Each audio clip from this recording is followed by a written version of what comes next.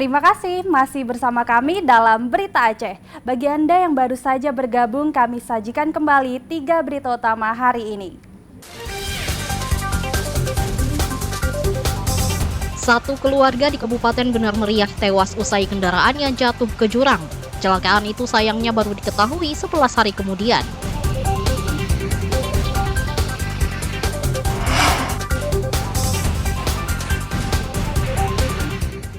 Ruang Ketua DPRK Langsa disegel anggotanya akibat kecewa atas kepemimpinan selama ini.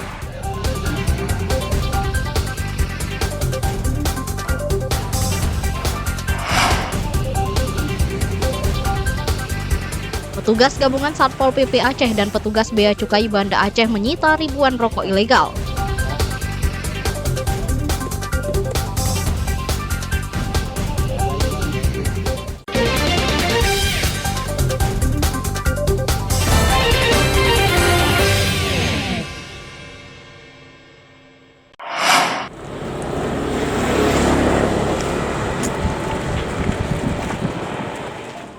Ribuan batang rokok ilegal disita dalam razia yang digelar Satuan Polisi Pramong Praja, Satpol PP Aceh Besar bersama tim Bea Cukai Banda Aceh. Dalam razia ini pemilik toko dan kios hanya diberikan surat peringatan, sementara seluruh barang ilegal disita dan diangkut ke Bea Cukai untuk dimusnahkan. Razia menyasar sejumlah pedagang di wilayah Aceh Besar untuk menekan maraknya peredaran rokok tanpa cukai yang merugikan negara. Meski sudah sering dirazia, rokok selundupan masih terus masuk ke Serambi Makkah. Penindakan kami cuma mengambil barang bukti untuk dimusnahkan, kami serahkan ke Bapak Cukai. Kami cuma mendampingi Cukai, Bapak Cukai mendampingi mereka untuk mendapatkan hasil. Habis itu dibawa ke Cukai, yang proses orang Cukai.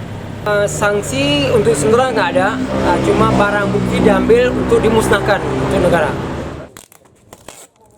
Sementara itu, Ketua Tim Bea Cukai, Abizar menegaskan bahwa seluruh barang bukti akan diproses sesuai ketentuan, mulai dari administrasi hingga pemusnahan di kantor Bea Cukai Banda Aceh.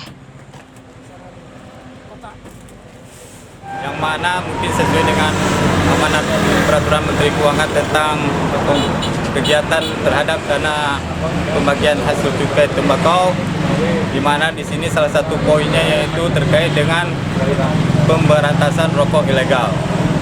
Di sini yang dititik beratkan kepada pihak Satpol PP, dan di sini pihak Bea Cukai melakukan kegiatan pengadministrasian terhadap barang-barang tegangan tersebut berupa dokumen kami yaitu surat bukti penindakan, melakukan berita acara pemeriksaan dan berita acara penyegelan. Seluruh barang bukti yang terdiri dari berbagai merek kini telah diamankan petugas untuk diproses lebih lanjut. Tim Liputan melaporkan dari Aceh Besar.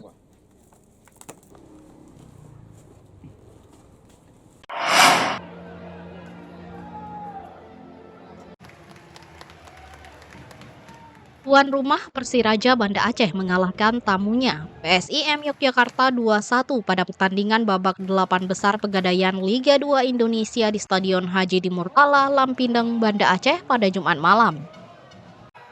Persiraja Banda Aceh sempat kebobolan lebih dahulu setelah Sugianto mencetak gol pada menit ke-12. Gol bermula dari tendangan penjuru yang memicu kemelut di depan gawang tuan rumah dan dimanfaatkan pemain tim tamu sehingga berhasil membobol gawang yang dikawal Mario Londok. Tak berselang lama, tim asuhan Akhyar Ilyas langsung mengejar ketertinggalan hingga berhasil membalasnya 6 menit kemudian. Sundulan keras dari Korve berhasil menyamakan kedudukan yang membuat para pendukung tuan rumah bergemuruh. Setelah berhasil membalas, para Persiraja kembali menekan PSIM dan akhirnya berhasil membalikkan keadaan lewat gol kedua melalui kaki Miftahul Hamdi pada menit ke-33. Tim tuan rumah unggul sementara hingga turun minum. Pada babak kedua, kedua tim saling menyerang namun tidak ada tambahan gol. Pertandingan ini dimenangkan tim Persiraja yang mengamankan 3 poin pada laga kandang. Atas izin Allah kita bisa memenangkan pertandingan malam ini. Kita tahu ini pertandingan yang cukup menegangkan buat kita. Kita lihat ini pertandingan yang sangat penting, pertandingan hidup mati untuk membuka lagi peluang kita. Pemain di awal-awal mungkin merasa sedikit terbebani pertandingan malam ini, tapi ya itu tadi, sedikit lengah, kita kecolongan lebih awal, itu menjadi perjuangan lebih berat buat kita, dan akhirnya pemain bisa keluar dari situasi itu dan mereka bekerja sangat keras. Apresiasi yang tinggi buat pemain. Pertandingan cukup menarik, kita akui kita lengah, kita kehilangan konsentrasi. Dua gol yang menurut kita mudah dilakukan oleh Persiraja, yang ini akan menjadi bahan evaluasi kita untuk ke depan. Laskar Encong mengantongi 6 poin dan menempati posisi ketiga klasemen 8 besar Pegadaian Liga 2. Sedangkan PSIM Yogyakarta masih berada di puncak klasemen yang berhasil mengumpulkan 9 poin. Mufti Tamrin melaporkan dari Banda Aceh.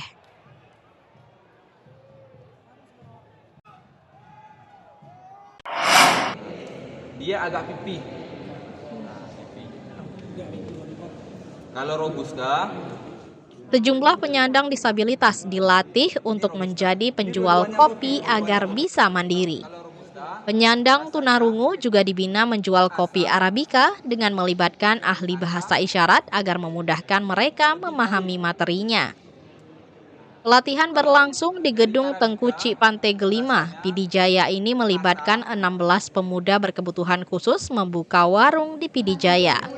Mereka semuanya merupakan disabilitas laki-laki. Pelatihan yang berlangsung selama 5 hari mencakup beberapa kategori. Mereka diperkenalkan jenis bubuk kopi, cara meracik, dan lamanya durasi bubuk kopi di dalam mesin pemanas. Penyandang disabilitas juga diajarkan cara membuat kopi sesuai selera pelanggan. Ragam pelanggan menjadi cara tersendiri memenuhi selera konsumen. Ini pelatihan barista junior, ya, barista junior, di mana kita melatih para penyandang disabilitas supaya mereka bisa menjadi barista junior, ya, artinya mengaduk kopi. Jadi kita harapkan nanti mereka bisa berusaha menjadi pedagang kopi ataupun pemilik warung kopi, ataupun juga bisa bekerja sebagai pelayan kopi, ya. Karena beberapa kafe di Banda Aceh mereka sudah mulai memperkerjakan para disabilitas ini, karena dalam RPJP pemerintah Indonesia para disabilitas ini mereka diusahakan supaya terlibat dalam sektor formal, ya, artinya mereka bisa makan gaji di tempat orang, ya, di perusahaan-perusahaan dan sebagainya. Sementara itu, Bank Aceh berkontribusi membiayai pelatihan ini agar anak-anak berkebutuhan khusus juga bisa bekerja dan berkarya. yang satu lagi single cut. Ini bisa dibikin. Kegiatan sendiri dari Bank Aceh, kita menjalankan misi-misi Bank Aceh secara keseluruhan. Selain bersifat lembaga keuangan yang mencari laba, kita juga mempunyai tanggung jawab sosial, dan salah satu yang telah kita wujudkan di hari ini sesuai dengan harapan dari Bapak PJ Bupati, kita bisa melakukan pelatihan barista junior. Ya kan bisa kita lihat ini dari tunarungu, Pak. Jadi mereka tidak bisa mendengar seperti itu. Jadi harus ada yang bisa menerjemahkan bahasa isyarat. Ketika ada nanti yang sumber menerjemahkan. Jadi mereka lebih memahami, Pak, apa yang bisa mereka tidak bisa mereka dengar gitu, Pak. Siapa? Pelatihan membuat kopi bagi penyandang tunarungu untuk menekan pengangguran dan mencegah tumbuh pengemis di Pidijaya. Karena keterbatasan mental bukanlah keterbatasan fisik, karena mereka juga bisa berkarya. Ramadan melaporkan dari Pidijaya. Informasi tadi sekaligus menutup kebersamaan kita hari ini. Saya Cika Mutiara dan seluruh tim redaksi mohon pamit undur diri. Selamat beraktivitas. Wassalamualaikum warahmatullahi wabarakatuh.